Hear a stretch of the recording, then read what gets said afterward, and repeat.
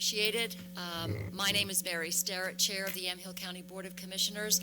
We have with us Vice Chair Commissioner Rick Olson and Commissioner Stan Primizich. I want to thank Dave Adams from KLYC for coming out. He seems to, we don't know how he does it, but he gets to just about everything that needs to be covered in the entire county. We have a couple of people here I would like to acknowledge. Representative Ron Noble is here. Thank you for coming out. Representative Noble is one of the real stalwarts down in Salem, and regardless of how difficult the session is, he always seems to represent our district well, and we're grateful that he's going back again. So thank you for being here. Also, Mayor Bob Andrews is here, and we have Councilor Patrick Johnson, and I'm sorry, McKinley. Sorry about that. Anyway, and who else am I missing? Anyone? Rick Rogers and his wife are here, Newberg Habitat, and you guys know them because oftentimes they'll press you into service to put together a home, and you'll learn all kinds of new skills. So what we're going to do is just to remind you that next Monday night we're also going to be joining the City Council and talking about a variety of issues that have to do specifically with the city. But the reason we're here tonight is to give you an opportunity to find out what we're doing. Each of the commissioners have a liaison areas of liaison, and so if you've got questions about those, we'll give you kind of a base code of county government. Unfortunately, and I've lived here in Newberg for 25 years, and unfortunately we don't get a lot of county news here. It's not covered. I think it's very important, but we feel kind of disenfranchised here in this part of the county. So what we did a couple of years ago is to just try to get to every city in the evening when people could get there and talk a little bit about some of the issues. So whatever questions you might have about specific areas or county questions or county government in general, we will each attempt to answer them based on what our areas of liaison are. So if anybody has a specific question, we could start with that, or you could listen to us talk a little bit about our areas of interest and some of the projects that we're working on. So, anybody want to start, or should we start? Mary, why don't you start? I'm going to do this real quickly, just so that we make sure that every commissioner gets a chance to talk. Basically, our areas of liaison are the core function, some of the core functions of government. Mine are Health and Human Services, and also the Office of Emergency Management. These are two areas that I've been very interested in prior to becoming a commissioner. And a lot of the issues that dealing with social services, you've got some of those services represented and provided for here in Newberg. But we're dealing with, for instance, addictions treatment, adult behavioral health, physical health. People who are on the Oregon Health Plan or Medicaid go through what we call the Yamhill County CCO, Coordinated Care Organization, and that is how we address the issues and the health concerns of those who are on Medicaid. We have a number of issues dealing with serious mental health issues. We've got some of the best counselors in the world. We work with providers at George Fox. When there's an issue, we work with law enforcement to go out, and we send out a community outreach specialist when we've got a crisis, and that's 24 hours a day to assess the situation and to create a safe haven for that particular person who's undergoing a crisis. Those are just a few of the issues we deal with. One of the areas that I've been very, very active in, and that is the foster system, a revamp there, because the state of Oregon takes kids out of their homes 30% more than most other states. They also languish in foster care at a rate of 60%, which is way above what most states do. So what I'd like to do is bring foster care, child welfare back to the county, because I don't know if you know it, but Yamhill County is known as an innovator in health and human services, in addiction treatment. We're already getting something on the books now which is called medication assisted therapy. So through the sheriff's office, when people come into the jail addicted, they will then be given medications like Suboxone or Vivitrol, which will help them go through the opioid withdrawal. And then when they come out of jail, they're ready to begin the process of recovery, but they don't have that monkey on their back anymore. So we're working on that and also bringing that into the community so folks, when they get out of jail, they've got a place to go and don't have to go to Salem. Those are some of the few things that we're working on. And just briefly, I'll say that one of the things that I was concerned about when I first came to the commission is that we didn't have a countywide emergency notification system. And so we worked on that for a couple of years. Happy to say that got pushed across the finish line. It's now being addressed by the sheriff's office. And I know you guys have a different system here in Newberg, but you can certainly sign on to ours. You just opt in it's free, and you'll get an alert on your cell phone. So that's an issue. I know Newberg has been very proactive in emergency preparation. I'm working on a water resiliency program, which would basically give us a few more options at the county level should the infrastructure go down with McMinnville Water and Light. And I know that your Public Works, Jay Harris, has been very active in that. So those are just a few of the things that I've been working on.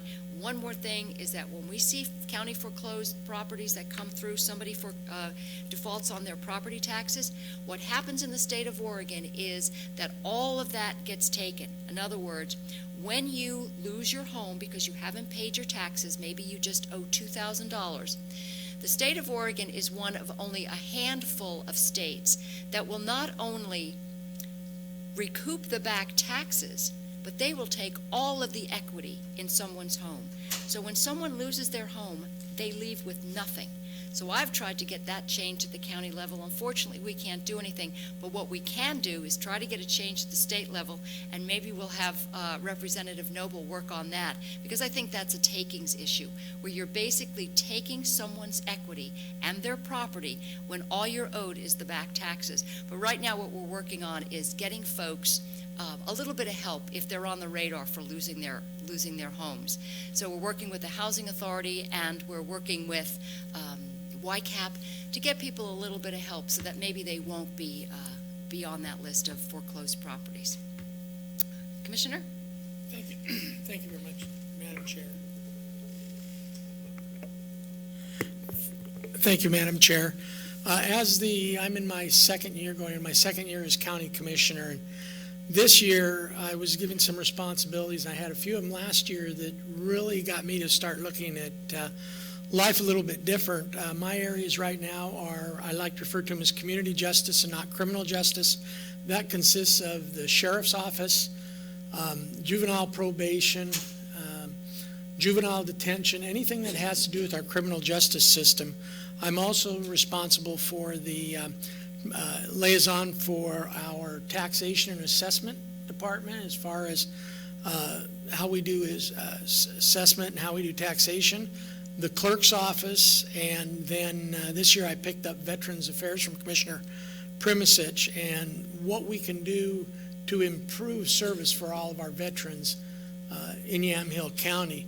One of the things that I learned a lot under community justice is the thing about community justice is you want to get the offenders, especially the first or second time offenders, more integrated back into the society and into the social fabric of the network instead of just giving them a citation or throwing them in jail. And what that does, it keeps the population down, and it gives more of a people a chance to get back into the community before they do. One of the initiatives the county's working on, has for a few years now, is what they call EBDMI, and that's evidence-based decision making, and that is for a lot of the people that are brought into the county because they committed some kind of a crime. And the whole thing is to look at the risk. What risk are they to offend again, what their social fabric is, what support they have. It may be possible that a deputy sheriff may go out and cite somebody who 10 years ago, they'd take them down to the jail, they'd put them in jail, they'd book them and go through the process, and the district attorney will go through the process. Well, nowadays there may be somebody that's an offender that 10 years ago may have gone to jail, and when they look at the statistics and look at that person, they may say the chance for him to reoffend is very low. So they just may be a cite and release. He may not even go to the jail to be booked. And so that's very important to me, and the more I learn about it, I've come to the conclusion that I had the wrong idea about how community justice and criminal justice should be handled in the last 10 years. And I know Representative Noble, as an ex-police chief, he knows all about what, the closer you can get the person to where they live, the much better it is. As far as Veterans Affairs, I think that's one of the areas where we discussed this afternoon in our meeting, that Veterans Affairs that we really don't provide the services to veterans, whether they're medical services, whether they're psychological services, whatever they are, housing services. We make it too difficult for our veterans to get the services they want. So we want to move Yamhill County closer to veteran services where somebody doesn't have to go to Portland to a clinic. They can go to a clinic that's sanctioned by Veterans Affairs, but yet they don't have to leave McMinnville. They may not have to leave Newberg. What kind of housing do we give our veterans? And one of the things is the clerk's office. As you know, we're gearing up towards the May primary. We'll be installing it's installed now, a brand new ballot counting system. The county's ballot system was very old, so we're installing a new ballot system that'll help our clerk and his staff actually go through the elections process. So there's a lot of other areas I'm involved in, but those are my main areas. So with that, I think I'll turn it over to Commissioner Primasich.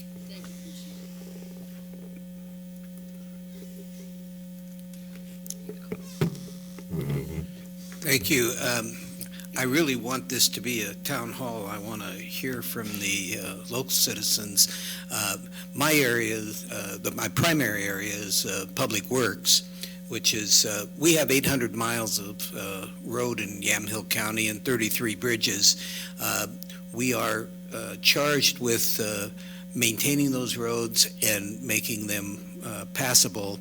And we have an amazing department that even when we've had this bad weather, we get a little snow, especially up on the hills, our people are out there 24/7, keeping those roads open. And I know we do get a few people get upset when we've had a lot of rain and they have potholes in their roads, but our people do an amazing job of getting out there and grading and getting those roads as passable as they possibly can be, keeping our bridges open. I remember 2 days after I took office, they closed Palmer Creek Bridge, and I did hear about it.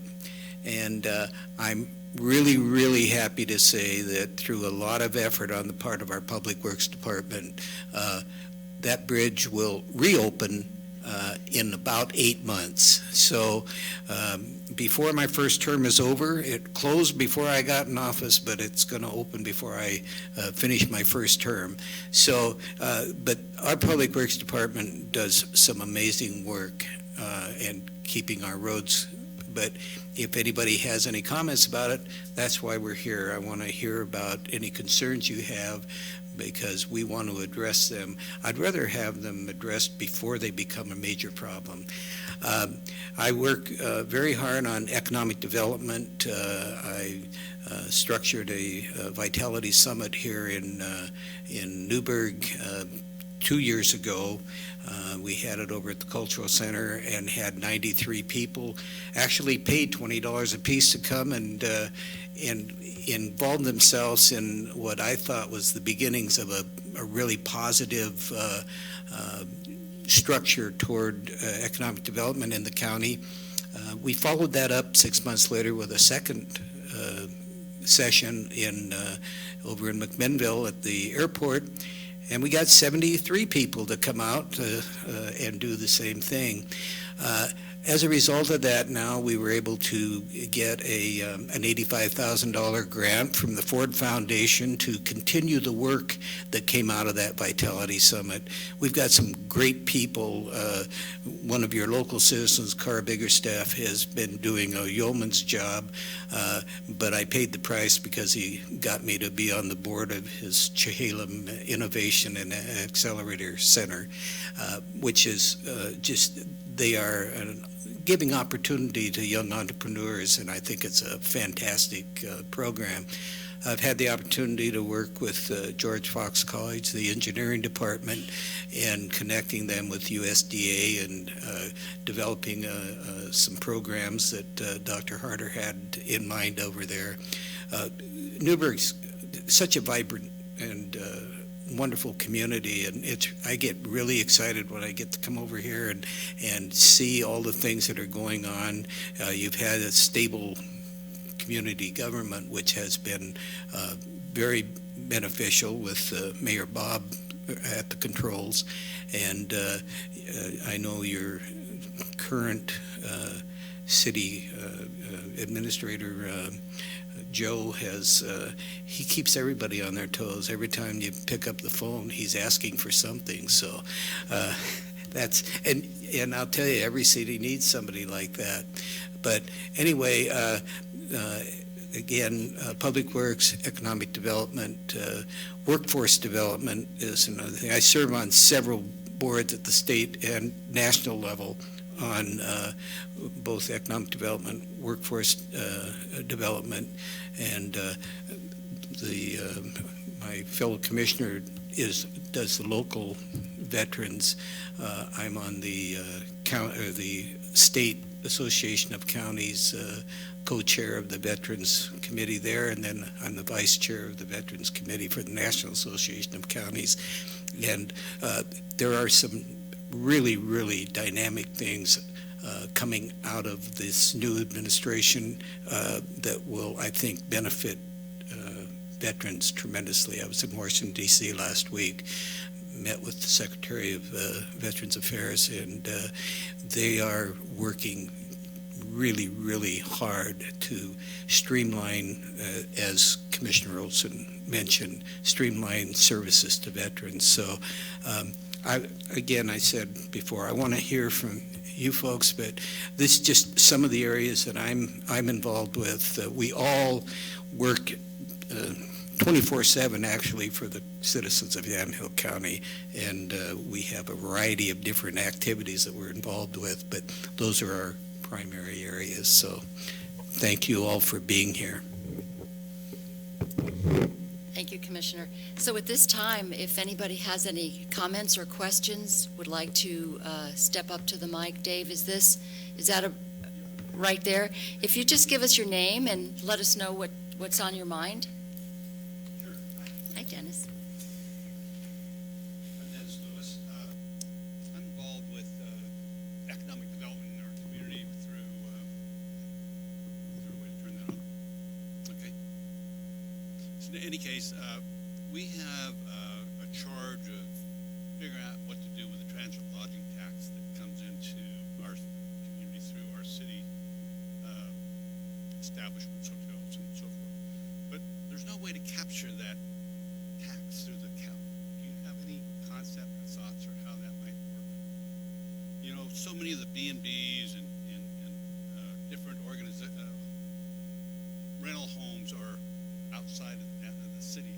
And so those are valuable tax dollars to promote the economic development of our community.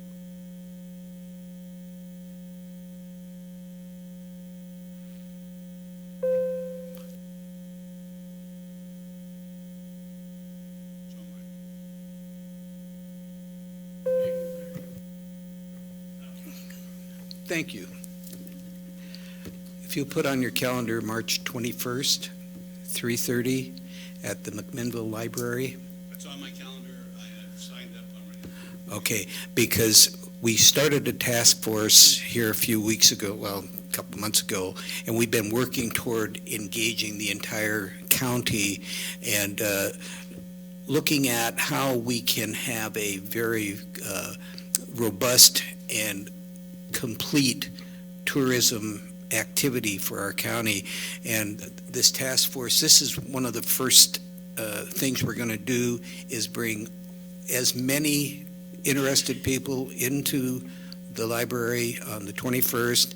We're going to do some workshops, and we're going to get people, give people some opportunity to see how we as a total community can engage in tourism as an economic driver, which it is. It brings a lot of money in, and we want to make sure that we're engaging everyone in the county that's interested. So if you have it on your calendar, you're going to get a lot of your questions answered that day, I promise. Excellent. Thank you. Yeah. Anybody else have a comment or a question?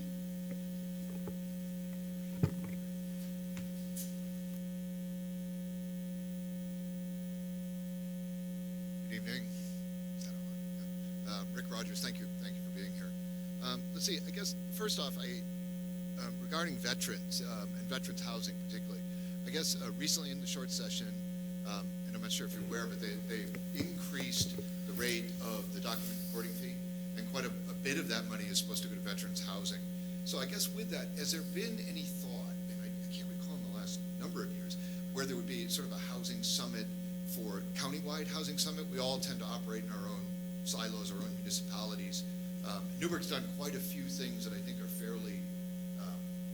have been fairly beneficial. But has there been any thought to that? Because in addition to the veterans money, I think there'll be quite a bit of money coming in for housing more broad. Mary, I think I'll let you take that one, since you're the housing expert.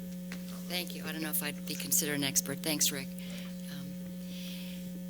One of the things, I'm on the McMinnville Housing for Homelessness Task Force, and what we're doing is we're breaking it down into bite-sized pieces, if you will, and that is we're dealing with vehicular homelessness. What do we do with folks who want to live in their vehicles? Where can we perhaps create a safe environment for that?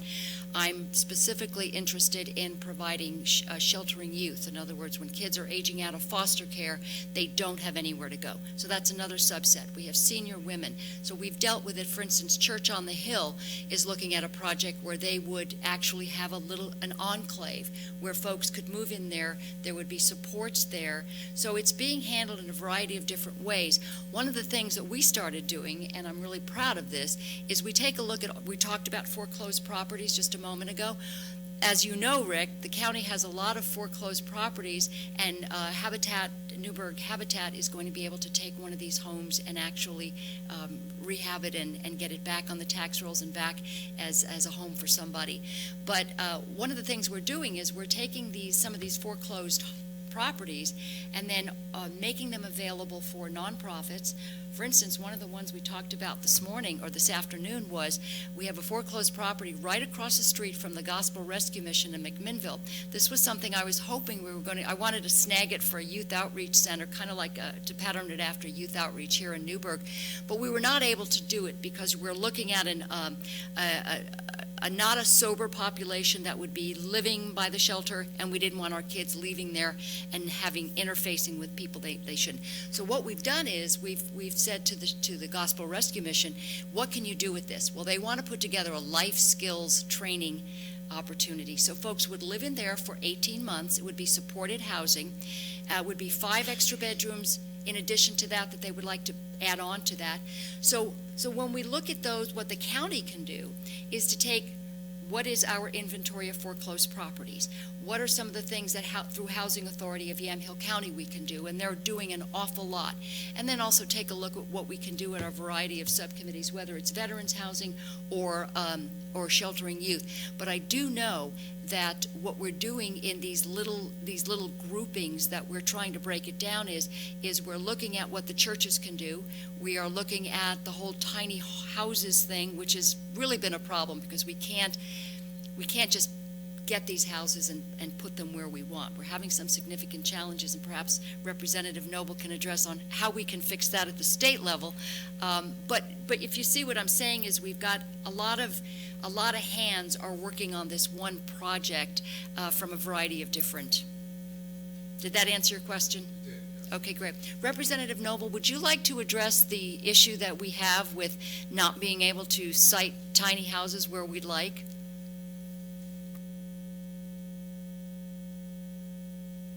I can give it a shot. I was really enjoying this listening.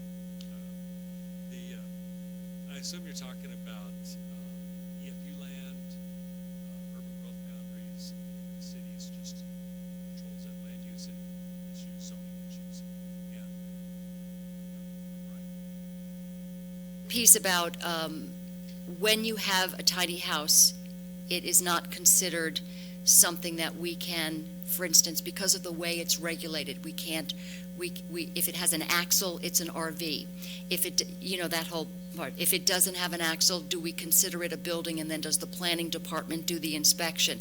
And that's where we're having that disconnect, because we've got the houses, we can actually get them from a number of different resources. And I believe that we're still trying to explore, as a state, what that looks like and who actually is in charge of building code. That I know in the 2017 session, the long session, there was a bill to actually talk about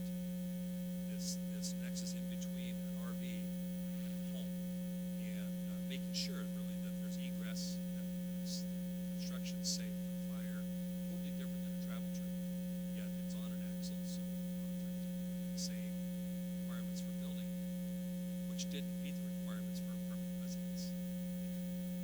Many of the state building and those divisions still working on some of the issues. I don't know whether it is supporting. I know there's some issues with placement. The short session, we also made a change. There was several of us who thought it was a good thing, but the original bill in 2017, we were told was an error, which would have allowed accessory dwelling units pretty much anywhere.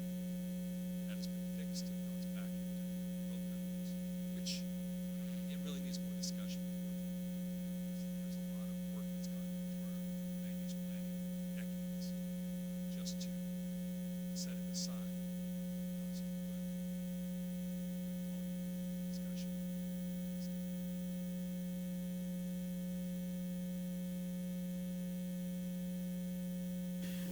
Just wanted to mention briefly, affordable housing, workforce housing, and homelessness are issues that no matter where you go in the country, we're all faced with that. And identifying just what do you mean by affordable housing and workforce housing.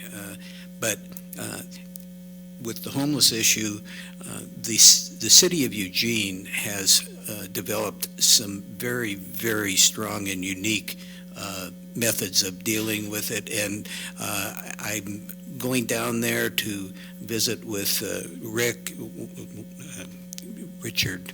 He's been the one who's been spearheading this, and I visited with him briefly in D.C., and he invited me to come down and see what they're doing. They work very closely with St. Vincent de Paul, and they've got a tremendous activity going down there. So I want to get down there, and hopefully we can utilize, there's no sense of reinventing the wheel if we can find something that's really working. But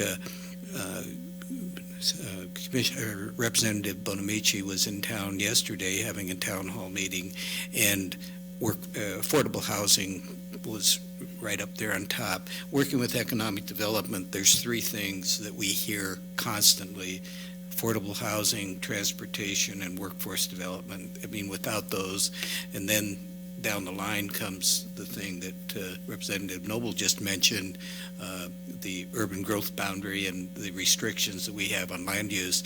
So these are issues that are rising to the top of everybody's lists, and they are getting worked on. But the idea of having a symposium, or what was the term you used, Rick?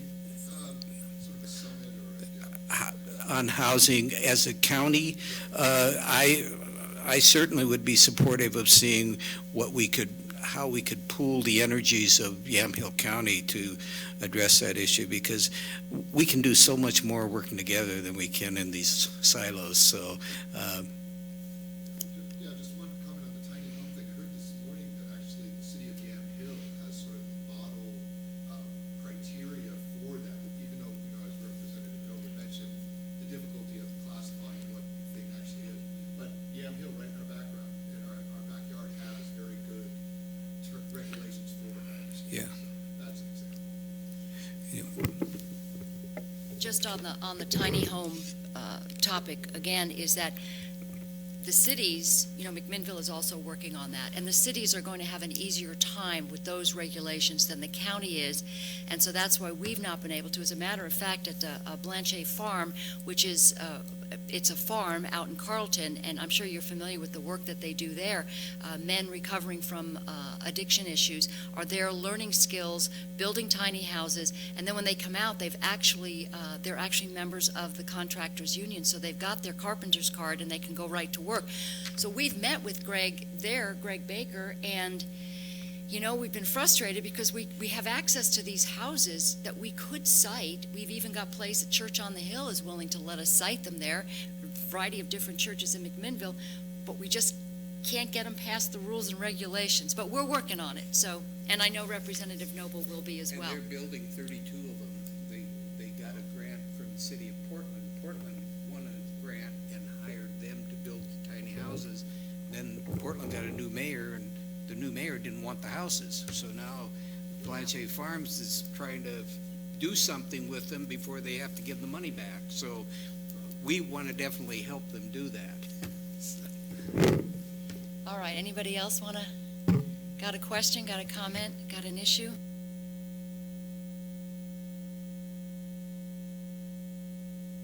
Thank you for being here. My name's Robert Sumner, president. My involvement in town is with the city of Langtown.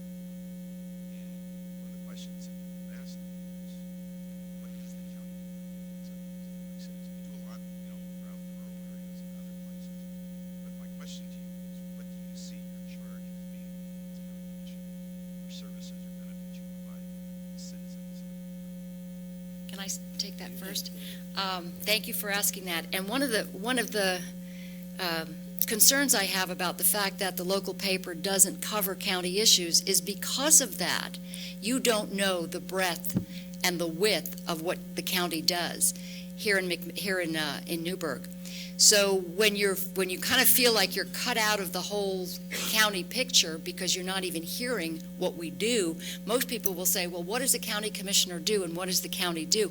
I'm just going to take my area of liaison and tell you how that impacts people in Newberg, and then I'll let the other commissioners talk about their areas of liaison. So let's talk about Health and Human Services. If you look over by near where Les Schwab is, and Hancock Street, we've got a Health and Human Services office there. And we do everything from public health to behavioral health, addiction services. We have community justice. We have parole and probation officers here. We have a number of different services, not only dealing with public health and with adult behavioral health, but we're also very active in the schools. And we have what are called flight teams. And unfortunately, as you know, we've had some crises here in the Newberg schools. We've had some issues. But what happens is that we've got not only community outreach specialists with our Health and Human Services Department and some of the best suicide prevention community outreach programs in conjunction with George Fox, but we're active when there's an issue in a school where we've got what are called lines for life and warm lines. When we've got a kid with a problem, they will oftentimes want to text instead of call. It's not a suicide hotline per se, but it's an easier way for kids to say, I'm having an issue. We also have what are called flight teams. When there has been an incident, we are deployed 24/7 from the county to whoever needs it. We have something called a post intervention, and that is sadly what happens when someone has completed the act of taking their lives. What happens to the rest of the community, and what happens to the other kids? Because as you know, there are clusters of those types of incidents when we don't address them. But through Health and Human Services and some very innovative programs, we're seeing those issues addressed not only with George Fox, but with our Health and Human Services therapists. So in the area of Health and Human Service, we've got you covered here. If you've never needed those services, that's a good thing. But we are here even if you just want to deal with public health issues.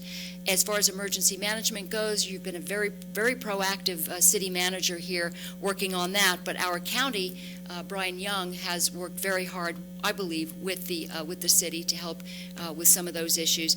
And I'll stop there because I know that the other commissioners want to share.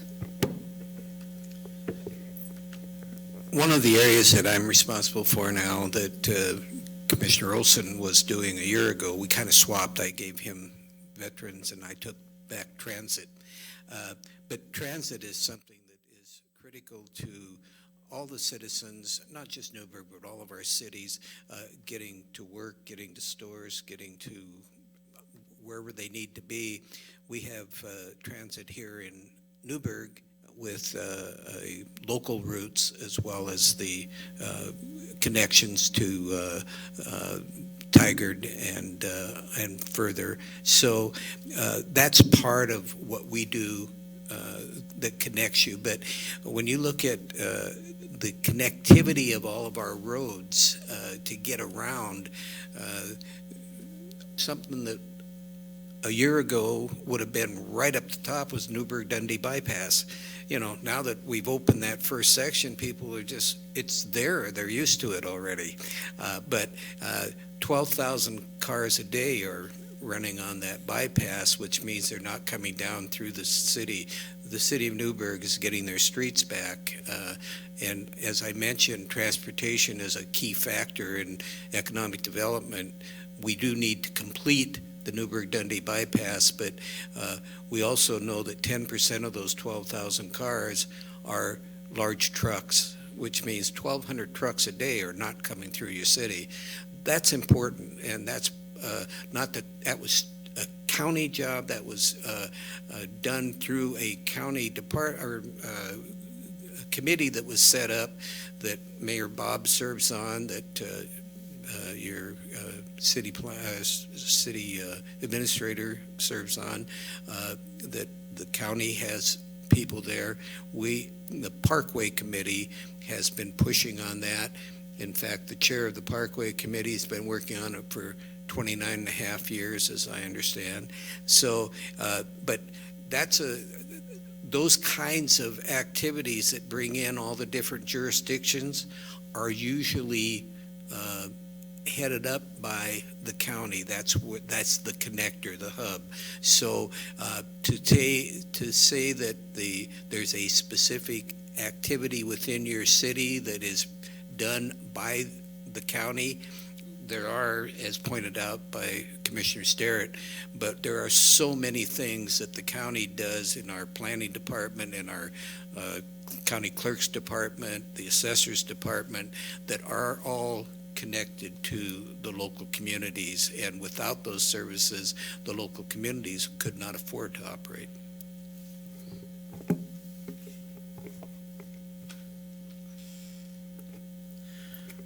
A couple of things I will talk about that you may or may not be aware of, and I'm going to start from the field of law enforcement.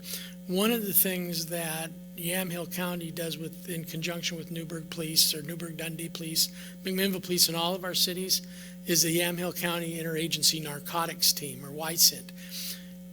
A city like Newberg, McMinnville, can't take on the problem with drugs and raids and investigation all by themselves. They just don't have that authority. So Yamhill County actually is one of the hubs for the Yamhill County Interagency Narcotics Team, and McMinnville has an officer on the team. There's a couple of deputy sheriffs on the team. So that's one area. Well, a lot of the things the county does are things actually that the normal citizen, whether it be in Newberg, Yamhill, Carlton, doesn't see. And I think Commissioner Sterrett hit on one, is the emergency notification, where it's actually the county's responsibility to our emergency management services to provide that emergency notification. And when I first became commissioner last year, I was given a sheet that just really got me. It shows what the state's responsibility is, what the county's responsibilities are, and what the combination of the state and county's responsibles are. One thing is, technically, Newberg has a very good dog show, a very good animal shelter. But the problem with dog control in Yamhill County actually falls upon the county. And so Newberg's fortunate enough to have an organization that's doing a lot of that, but that is a county responsibility. A couple of the other things that you don't see a lot of is things in the area of incarceration, criminal justice, because even Newberg can't do a lot of those things himself. McMinnville can't do a lot of them things himself, so the county takes a lead role in putting a lot of those things together.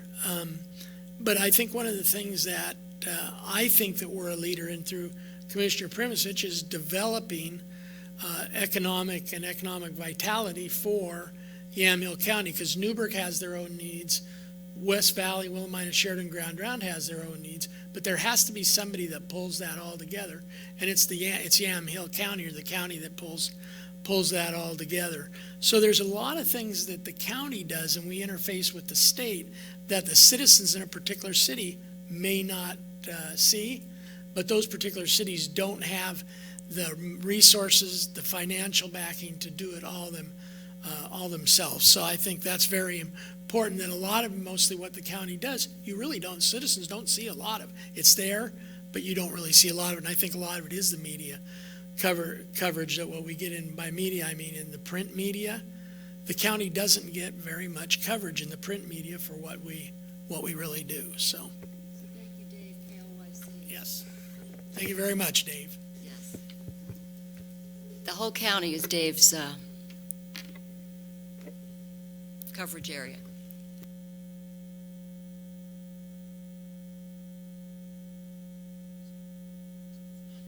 Ask if the county gets involved with the school district.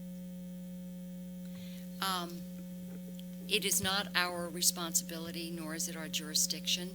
What we do, I guess the way you could describe our involvement with the school district is that we collect the revenue and we disperse the revenue through property taxes, for instance. So someone writes a property tax check to the county will then disperse the allocations to the various taxing districts, and one of them being the school district. So there's that, but we don't have, and it is not our responsibility, nor are we tasked with school issues. What I can tell you is that our county government is very involved with those school districts that would like to have our involvement vis-a-vis health and human services or counseling or a school-based health clinic. So that is something where if there's a need or a desire, like we are, for instance, in the West Valley, then we are partners with the schools who want us to be there. It's the school boards and the local schools that are, again, their own taxing district. That being said, I'm on a task force, the Long-Range Facilities Planning Task Force for Newberg, taking a look at the fact that we've got some aging facilities, and a lot of people don't realize that the state of Oregon does not designate funds to the schools to fix those buildings. We also have a very high percentage of students who are living in poverty. I believe it's upwards of 42%, which is significant. So we've got some issues. But what I can tell you, which is really exciting for me, is that we've got state-of-the-art programs that are being developed here for workforce development. We've got the students are running businesses that are generating revenue. They've got a sign business called Tiger Signs. They're generating revenue through, I think it's one of the best shops in the state. So they've got a horticulture program. They're really working on workforce development, and we have some of the most dedicated teachers here in Newberg. But as far as the county's involvement, we're kind of since it's not in our area of jurisdiction, we wait to be asked, but we are involved with, for instance, the issues with suicide prevention, and if, God forbid, there is an issue, the county does deploy people with flight teams and things that I just mentioned. So that's really the long answer. Okay. I think you touched on something that maybe, I think. do you want to? Well, just to follow up on that, because there is a strong connection with schools in the economic development realm.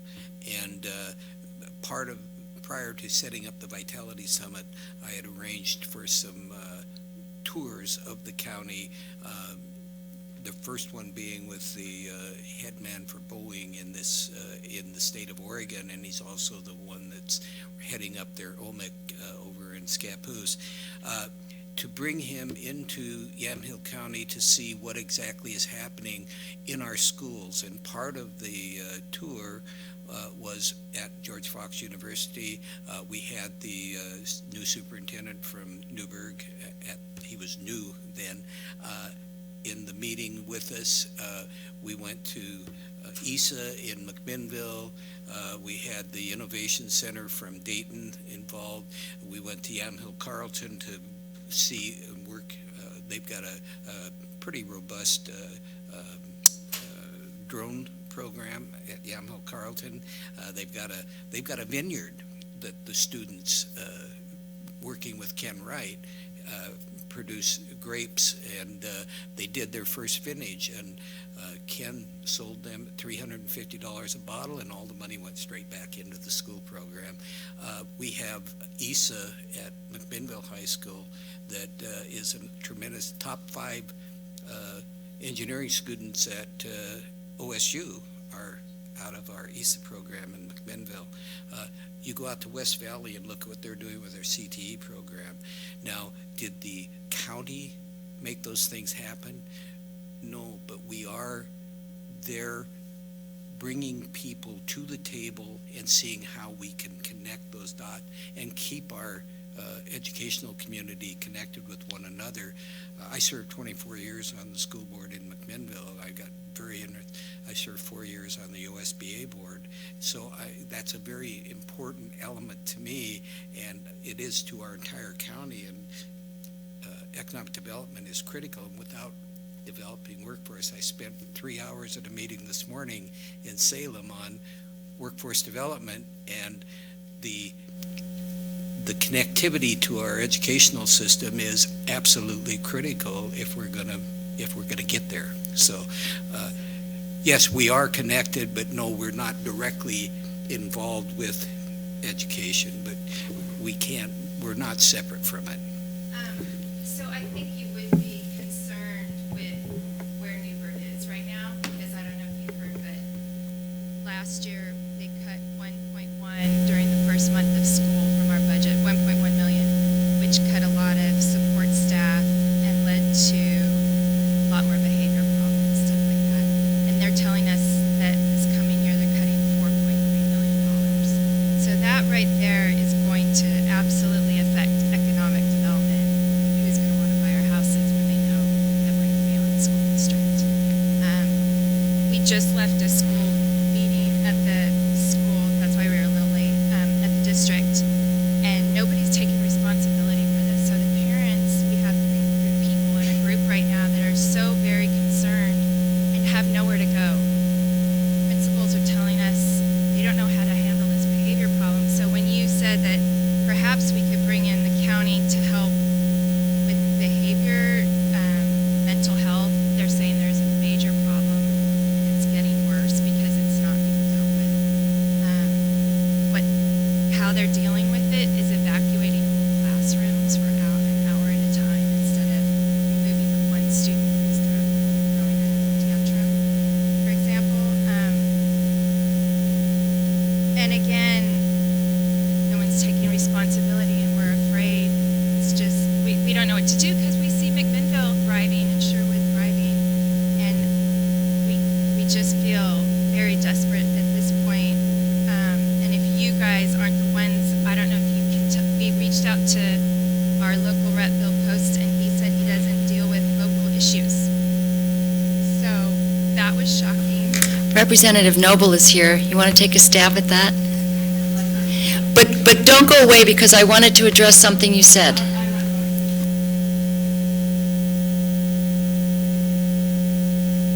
He came here thinking he was just going to be a spectator. No, I don't mind. It was really strange. So I apologize.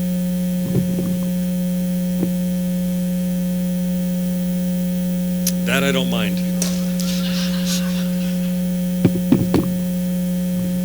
Been waiting for this for a long time. Bill Post is a friend of mine. I'll start off first. We have some of a same ideology, and we split on some things. And probably my desire to be involved in local issues, I guess, as an example, being here tonight, is maybe something that's different. Living in McMinnville and seeing what they're doing there, I don't know that I have an answer for Newberg, although I've visited with superintendents several times. My wife currently works for the ESD, works and provides services to McMinnville. So I don't have even the vicarious knowledge of McMinnville versus Newberg in the special education realm. But from a larger perspective, I'm gonna back up statewide. I was in Hillsborough today at a chamber meeting talking about this funding came up. We increased school funding by 11% in 2017 by to $8.2 billion. We have not done a good job either at the state level and I think partially at the local level, but some of it is because of the state requirements and federal requirements. We have not done a good job of controlling costs and things that take money out of the classroom. So there are different choices made in each district based on the needs of the district, based on the way the district is designed and how they serve students. Not one better than the other, just different choices.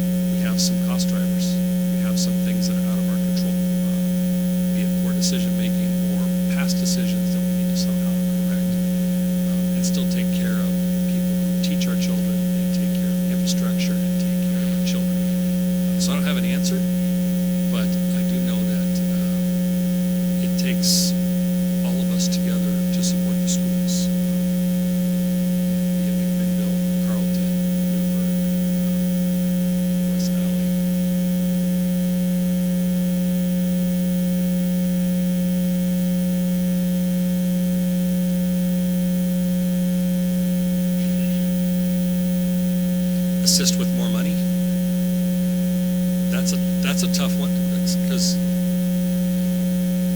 well, I think it's a work in progress. I think you have a good management here in the school district. I think they're trying to work through some issues. I don't know the details, and I've only talked to them on different issues statewide. My own thoughts, not to make this. By the way, next Tuesday, I am having a town hall. It's in McMinnville, and I'll be glad to talk more about this. I'll just throw that commercial. But like I said, in raising the budget by to $8.2 billion, that's an 11% increase. And as an example, that's not the worst. DHS, they needed 17% just to keep current service levels, which, by the way, funds a lot of what Mary is talking about when she controls. They didn't get 17%. But the growth in our government at most levels, I'm most familiar. I spent my time in municipal government. I think they're the most efficient. I'm not saying that just because Mayor Adams is here, but that's my experience in working in Corvallis and McMinnville, is they're much more efficient than state government. Speak to the county government because I don't know the inner workings. So I think I rambled on and really didn't solve anything. I apologize for that.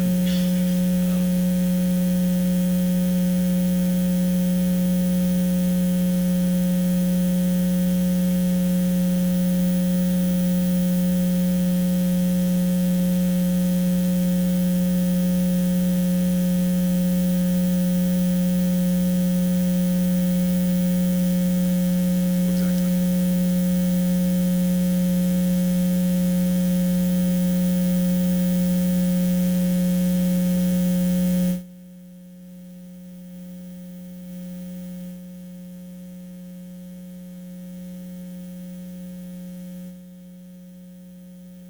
It's concerning.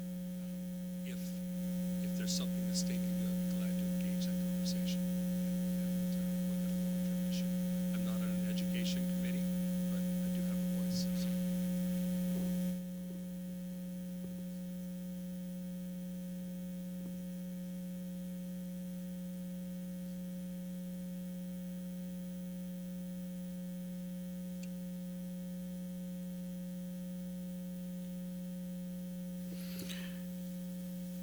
It is, our schools are critical to the quality of life in our communities, and we all know that. I would suggest, if you're looking for somebody to reach out to, the Jim Green is the executive director of the Oregon School Board Association and could give you some direction. He would be much better versed on how at a local level to deal with this, because they deal with it on a statewide level. And I know Jim is passionate about education. He serves on the Salem-Keizer School Board along with being in his position at the state level. So I would certainly suggest that as a place to go as you're looking for somebody to champion the cause. I have absolutely no working knowledge of what's happening in the Newberg School District. I do know you've got some very dedicated people working very hard there, because I'm familiar with several of them.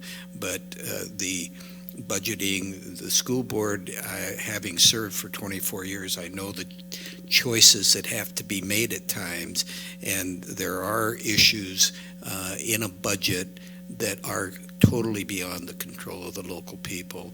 It's the state is drowning under the weight of PERS, and PERS is affecting school boards.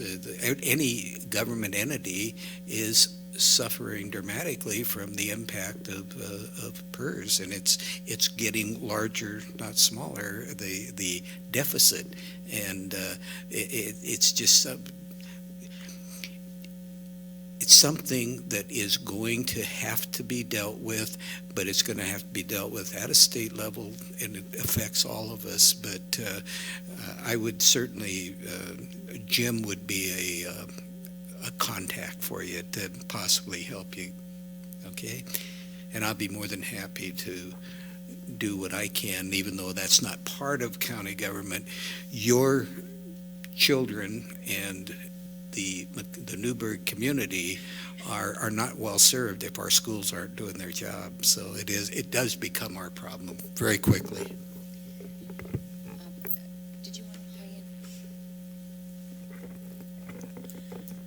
in? You know, you brought up a couple points that really resonate to me, because one of the things I think that government at any level, whether it's a municipal government, county government, whether it's a school district, that as you talk about the problems in the schools with whether it be anything from truancy to kids fighting in the school to anything in the school, what I haven't seen in the last, and before I became commissioner, I was mayor of McMinnville for 8 years, and what I haven't seen is it seems like we have the Education Association in the schools going one way, the city's going another way, the county's going another way, but what I haven't seen, even at the state level, is any holistic approach to the situation.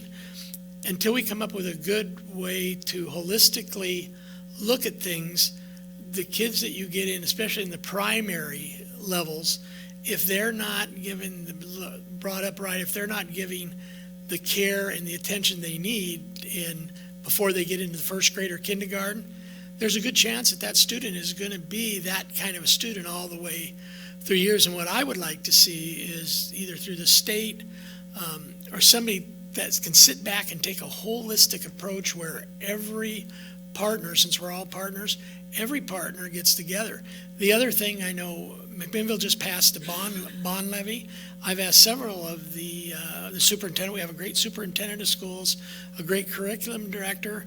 As we went through this bond levy to build the new schools, and he said, okay, what is really the outcome you expect out of that? And what I heard was things like, well, out of this we're going to get a new gymnasium, and out of this we're going to get a new artificial turf field, and we're going to get this, and we're going to get that. And to me, those are all the right outcomes. They're a way that you can help the help the kids get a better educational, but the outcomes should be to make it to where you have more students graduating, you have higher GPAs, kids are involved in more of the programs like Commissioner Primisich talked, career pathways with economic development. So to me, a lot of times the issue is that we don't look at the outcomes, and then when we do, they aren't the right outcomes we should be looking at. You know what, you bring up such a good point, because I forgot, we've also been trying to look at it as a whole picture, and that preschool piece is obviously the first, and doesn't the county provide a preschool? Talk about that, Mary. I mentioned earlier, I don't know if you were still here for that, we have something called the Yamhill County Coordinated Care Organization, which basically administers all of the Medicaid funds for anybody who's on Oregon Health Plan. Through that, we have something called the Early Learning Hub. And that is, are you familiar with that? And that is a very comprehensive and extremely innovative approach to taking all these different disciplines and getting the kids, before they get to the critical place, get them into where they need to be it, well, certainly it's academics, getting them ready to go to school. It's social skills, it's the soft skills. A lot of these kids are not getting these particular needs met at home. So when you've got a bunch of kids like that intermixing with kids who maybe have those disciplines from home, you really do dilute the discipline factor in all the classrooms. That being said, so that is being addressed at the county level through the Early Learning Hub. The other thing that we're doing is there's something called the good behavior game. Are you familiar with that? This is something that is so evidence-based and so amazing in its outcomes. It's basically a program, and you might want to, maybe I'll leave you my card and we can talk about it. This is one of those, it's a, I hate to use the word consensus because I don't like that word, but what it teaches kids is that if you're in a class and you mess up, the whole class is going to basically not get a certain kind of reward. So the peer pressure to do positive things teaches behavior from that level. Instead of top down, the kids are encouraging each other, hey, come on, let's, and that is one thing that the statistics on that are just absolutely unbelievable. The other thing is we need to recognize is that our children today, the average 5-year-old has the anxiety level of a typical adult psychiatric patient in the 1950s. So there is this widespread, almost holistic anxiety pervasive in our community. And I hate to go to the extremes and say, it's a complete breakdown of society, but we have a significant problem. What used to be addressed in the home, or perhaps then addressed in the church and in the community, we're now abdicating to government, and government is a lousy parent. So what we need to do is, number one, get our kids before they get to that critical phase, and I think we're addressing that well through the CCO. The other thing is as we've mentioned, the state of Oregon takes kids out of their biological homes 30% more than any other state. And when we do that, statistics also have shown the kids who are left in their family of origin, even if the families are less than perfect, will have better outcomes than kids in foster care. Let's go back to the crack epidemic. When that was a thing that we were dealing with, babies who were born drug affected and left in their families of origin and given supports for that family thrived, whereas kids taken out of the homes and put in foster care did not. So when your kids are going to school with kids who are completely off the rails because they were, as 2 years old, stuffed into a DHS office and or slept in there or in a hotel room, you tell me the trauma that can never ever be repaired, and it's going to trickle down to your kids. So we all have a vested interest in what happens in our schools, and I can tell you that what's going on at the Long Range Facilities Planning Group, that there are a lot of folks, Carr Biggerstaff is on that, and a variety of community members are looking at ways that we can address the shortfalls, not only in the facilities, but in the schools in general. So I think there's a lot of different ways we can approach this. I was just going to say that if you haven't contacted your school board member, do it right away. The budget committee next meets a week from today at 6 o'clock. You also have a budget representative for each district. The only other thing I'll say, I'll admit to this, I probably shouldn't, but I'm a member of that committee, of the budget committee. And I'll just tell you that both the 1.1 million and now the 4.2 million were both surprises for those of us on the budget committee. But reach out, come to those meetings, make your voices heard, because that you will be heard. So I just encourage you to do that. Thank you.